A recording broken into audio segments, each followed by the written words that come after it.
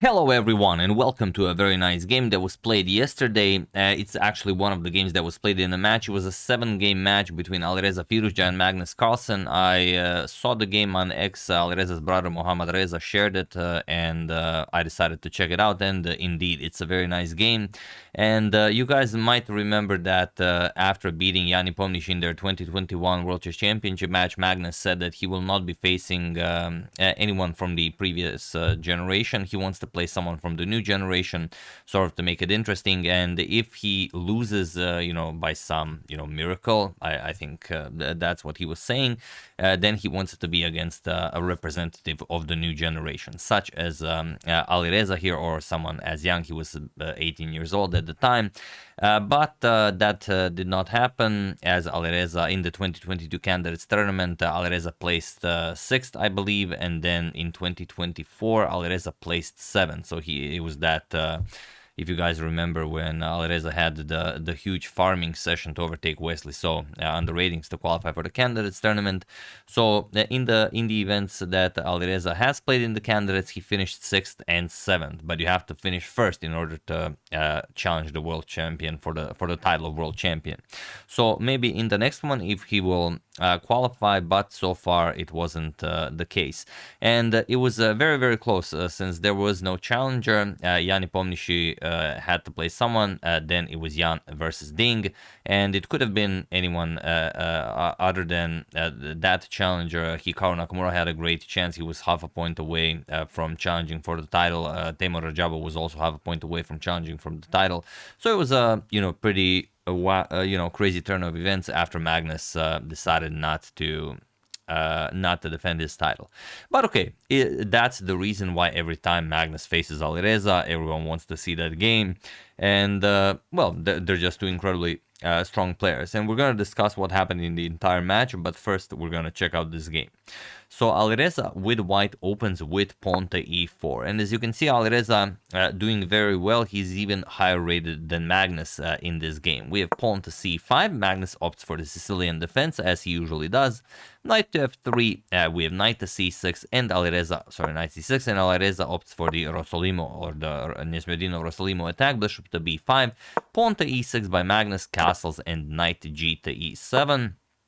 We have rook to e1 and pawn to a6. So this is all very, very standard theory.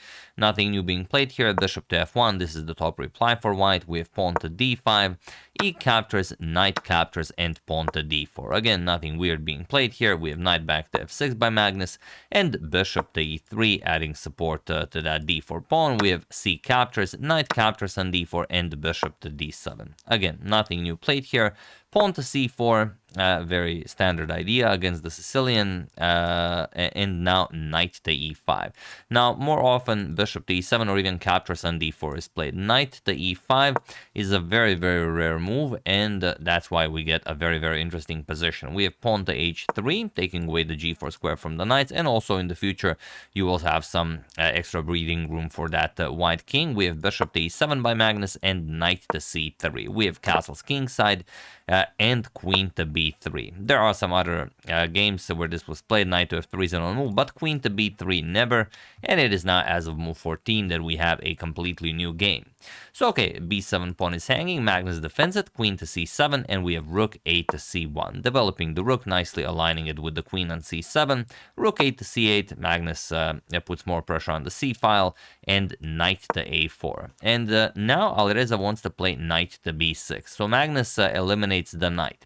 And you might think, okay, giving up the bishop pair, is this maybe a little bit too much? No, it's maybe you can allow knight to b6, but it's just very hard to do so. For example, let's say you play a move, even though h6 is not the best move. The idea behind knight to b6 is that black will run out of squares. You're now attacking the rook. Once the rook moves, you're going to play c5, and you're slowly but surely, completely stifling black here. If bishop captures on c5, you can even win the game on the spot. I'm sure you guys see it, but, you can always pause the video if you want. Knight to f5. And now you expose the bishop, and even though you can capture the knight on f5, so you're just going to lose a piece, bishop captures on c5, the rook on f8 is hanging, and now after you move it, bishop to e7, and that's it. You're going to lose the exchange, and you have a worse position, so you're going to lose the game. And best for black would be actually to just give up the queen and take that rook and bishop, and you have some compensation for the queen, but not enough. So that's why Magnus eliminates the knight. The knight is very strong. We have queen captures on a4, and now rook f to d8 and pawn to b4. Of course, the best move in any position.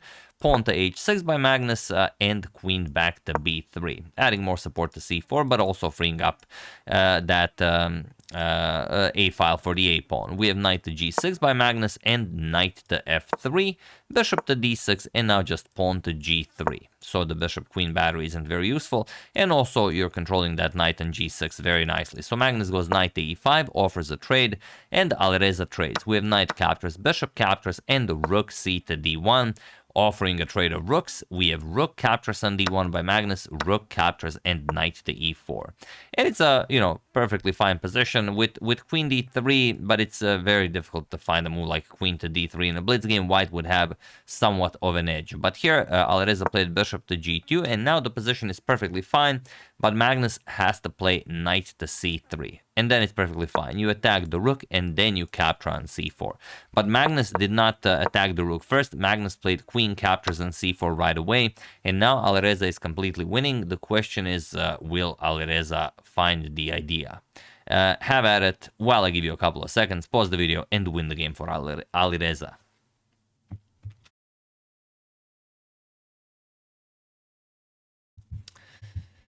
The move Alireza played is rook to d8 check, and he was in this position on move 26 that MagnusCarlsen resigned the game, as there is nothing more to be done here. Doesn't matter how you reply. Obviously, if you capture the rook, you just lose a queen, so that's not going to work, and you don't have any tricks with rook to d1, unfortunately for black.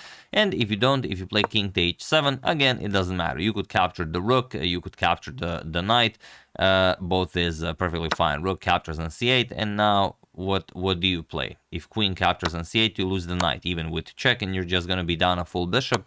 And if you don't take the rook, if you take the knight, this comes with check. Now you're just down a piece. Or if the queen captures, then you capture the rook, and now you're even up a full rook with zero compensation for black.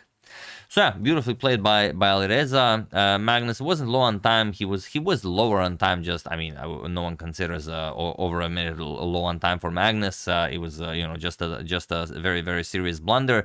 But in the entire match, out of the 7 games that they played, 2 games were drawn and 5 were won by Alireza. So 0 games won by Magnus. That is absolutely amazing, and probably Alireza overtook Magnus in rating during this match, as this is the last game of the match. So yeah, very, very exciting stuff, and you can see what Magnus means when he says that he wants someone like Alireza to challenge for the title. I don't think anyone takes down Magnus 5 losses and 2 draws without allowing Magnus to win a single game in any time format, whether it's Blitz, Bullet, Rapid, it doesn't matter.